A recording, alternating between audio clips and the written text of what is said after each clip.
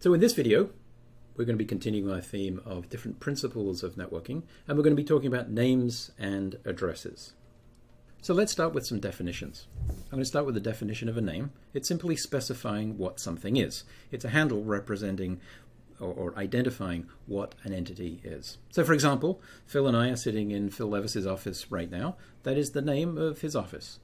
A host name of a computer around here is market.scs.stanford.edu. This is a familiar naming convention that we're used to in the internet. And in programming, we're used to memory references, names that we attach, variable names perhaps, to represent a memory reference, in this case a pointer to a memory location. On the other hand, an address is specifying where something is. So it's identifying its location, either its geographic location in the case of an office address, so this would be the mail address of that of Phil's office, or it might be indicating its location on the network, its topological address. For example, an IP address, generally speaking, is identifying the leaf where this particular address is located. So it carries with it not only the physical location, but the means to reach it. In the case of a memory address, it's identifying the actual cell of memory, the specific location of where that memory resides. So an interesting question to ask is, with a telephone number, is a telephone number a name or address? Let's go back to how telephone numbers were originally conceived. So in the US, where we have a 10-digit telephone number, starting with a 3-digit area code, it's a hierarchical address that's indicating how the telephone call is routed to that end location. The first 3 digits tell us the area, the next 3 digits tell us the exchange, and then the last 4 digits tell us which connection to that exchange. So in that sense, the telephone numbers were originally an address. They were specifying where something is. Over time, this became blurred. And today, with cellular phones, with mobile phones, the distinction has largely gone away. It's quite common for someone who lives in one area to have a mobile phone with an area code that comes from another area. It merely is giving an indication now of the name or the identity of that particular cell phone. And so nowadays that distinction really has become blurred. And in general, we're going to see that names and addresses, while they have clear definitions, can easily become blurred. And this often causes a complication. So it's not really a hard classification, but more of a conceptual model. So it's quite common for names to have a structure to them. And the structure of the name will frequently affect what you can easily reference. Many things will have a flat name. So, for example, a stock ticker, something like, in this case, Google and Microsoft, just simple flat names, airport codes. Worldwide, there's no geographic hierarchy to this. It's simply a 3-letter code identifying an airport. Services in the network, like HTTP, FTP, and HTTPS, are simply flat names. Skype IDs. We don't have in our Skype IDs any notion of the country that we reside in or any other structure to that name. It's also quite common, particularly when we're storing things into some kind of database structure, to have tuple pairs indicating characteristics of that entity that we're naming. So for example, the gender, the name, and their position, like we might see in an address book or any type of personal database. It's very common to have a hierarchical structure to names. So, for example, maps.google.com, it's indicating that within companies, we're referring to Google, and within Google, we're referring to the Maps service. So that would be the name of that service. And, for example, with hierarchical names, we might have a person in an entity within a larger entity that person resides in. And so there are many ways in which you can structure names. But these are 3 of the most common ones: flat names, tuple pairs, and hierarchical names. And we'll see certainly in the internet that hierarchical tends to be a very common approach just for reasons of management and for reasons of scalability. But there are still cases where you have flat names or tuple pairs, as some of these examples show.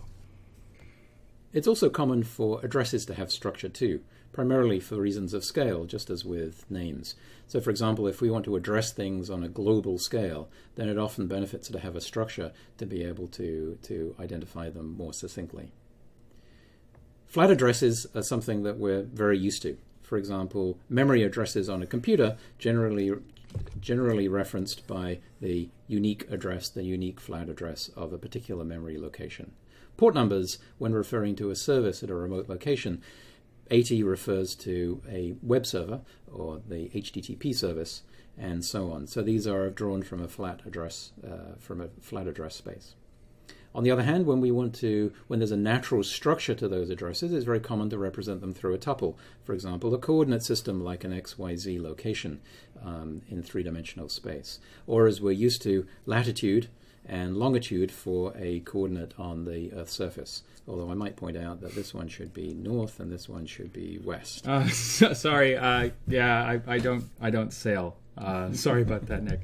I think this actually raises another point, is that on one hand, we're seeing a structure here of latitude and longitude and of x, y, and z.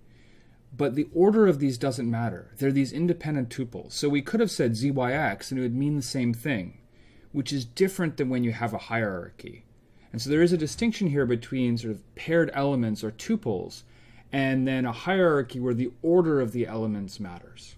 An example of a hierarchical address might be when we're referring to memory segments on a disk. We might be referring to a segment, which is a broad classification, and then a particular address within that segment. So here's a hierarchy giving us a nice succinct representation that tells us even more information about where something is located. Another one is, of course, the hierarchical address of a mail address, which is giving us successive information about the specifics ending up with the precise location that we're referring to. So let me try and ground these concepts of names versus addresses into an example. So let's say I want to download a file from the internet. And let's say you want to, for some reason, I don't know why, download my homepage or my publications page. I'm an academic, it's very important. So an address says that the page is at http://csl.stanford.edu, that's the web server that hosts my web page, ~pal, that's me, pubs.html. What this is doing is it's referring to what host the file is on, csl.stanford.edu. So in that way, it's a name. It's not quite an address. But still, there are some tensions there we'll talk about in a minute. But then this later part of the URL is really specifying where that file is, where on the host file system. It turns out it's in my public HTML directory and then pubs.html. And so if I were to move the file, or I change its name, say, to publications.html, this address would no longer work. Similarly, if my web page were no longer on csl.stanford.edu, but instead I hosted it on sing.stanford.edu, which is my research group's host, this address would no longer work. Now let's take, in contrast, the most extreme version of a name, which would be that I take pubs.html, and I compute a hash. Basically, it's this long number that is a summary of all of the data, and such that I can say, look, if the hash matches, it's high probability the file matches as well. And then what I would do is I would somehow sort of ask someone, hey, I have this hash. Where does this thing reside? And it might give me a host name, or it might give me an IP address. And then I would ask, using some protocol other than HTTP, because HTTP talks in terms of addresses, I would then ask for that particular file. And so it's interesting is because I'm computing this hash and I'm naming the file in terms of a hash, that's naming what it is. It's actually naming the data. If I change the file, the hash changes.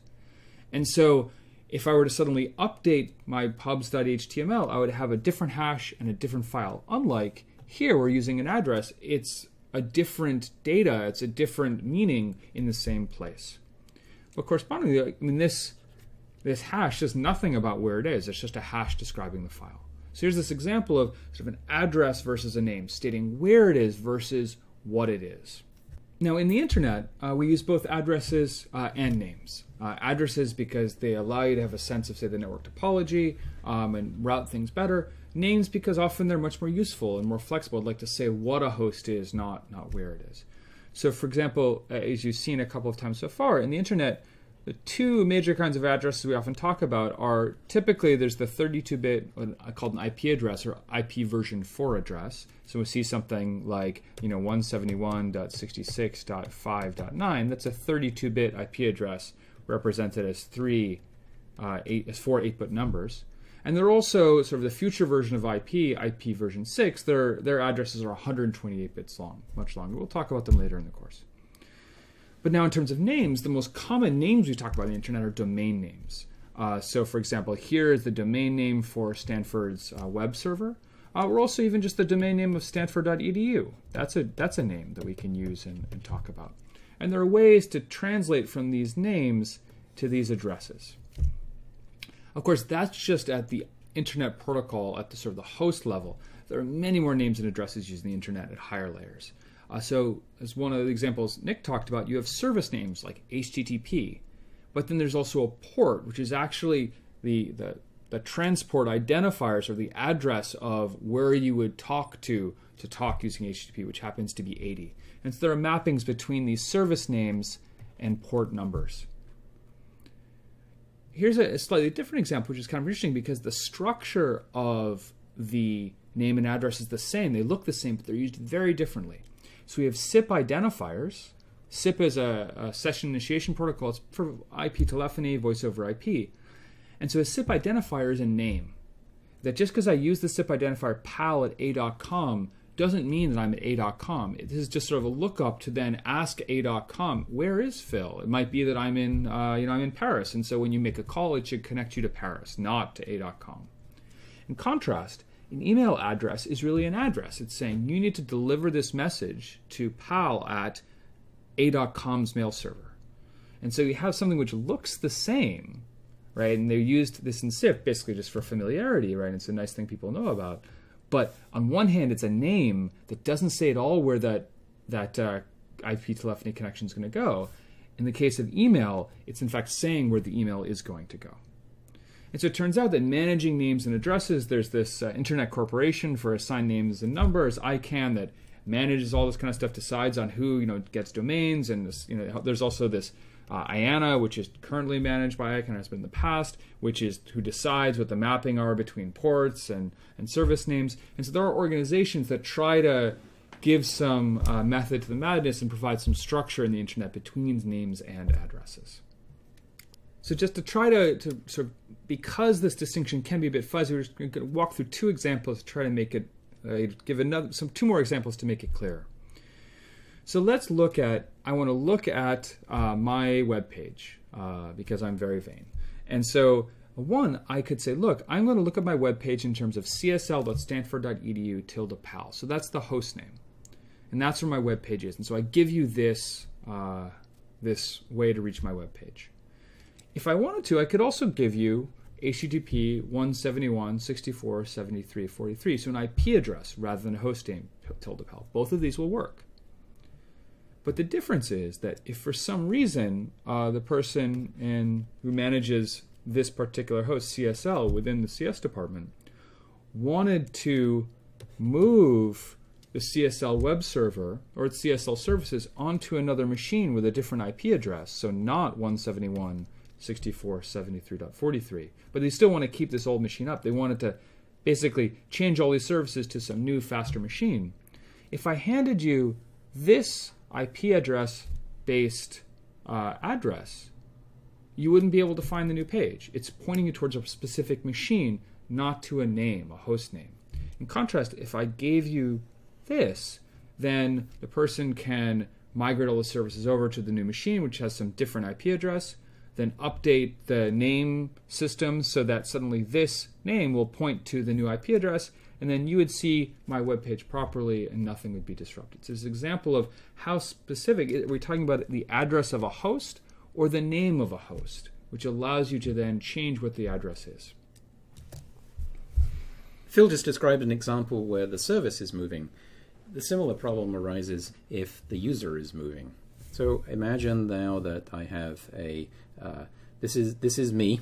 This is a poor drawing of me, and I'm currently engaged in a telephone connection, voice over IP, so voice going over the internet, and I'm currently using my local Wi-Fi to connect me over to, across the network, to somebody at the other end. Here's Phil over here. And I'm walking around and suddenly there's a stronger signal that comes through, instead of through my Wi-Fi, that comes through my cellular connection. And so my phone decides to break this connection and go on this way, still maintaining that call. This can work today. There's a little bit of trickery and magic that has to go on in the background to overcome this complication of the addressing. Because in the internet, we commonly use addresses, we always use addresses in fact, for packets to reach their destination. The problem here is that the destination, me, has moved to a different network, and so my address has changed. So I'm still the same phone, I'm still in the same location, but my topological location has moved. I've now appeared by going through this path. And so in order for that data from Phil to reach me, it now has to take a different path. So Phil, when he initiated the call, was initiating the call to Nick. He was just using the name to reach me. Underneath that was the mechanism to handle the addresses. And the little complication that we have to deal with these days is that addresses become a little bit muddled as users start to move, just as in the example that Phil was showing of the service needing to move as that gets upgraded to a new machine. So of the principles we're going to talk about, this one is perhaps the most subtle and the most difficult. And because it is something that's, how you structure a name or an address and whether you use a name or an address can have really deep implications to then what's easy and what's hard, what your system can do and what it can't do. And there are no hard and fast rules for how this is. And so throughout the course, we're going to give you examples of situations where names are used, where addresses are used, how they're assigned, how they're structured. And so when you're designing a new network system, this is something you really want to pay attention to in terms of how the data or how the entities or how the host, whatever it is named or addressed, and then whether it's named or addressed, and then how it's named and addressed.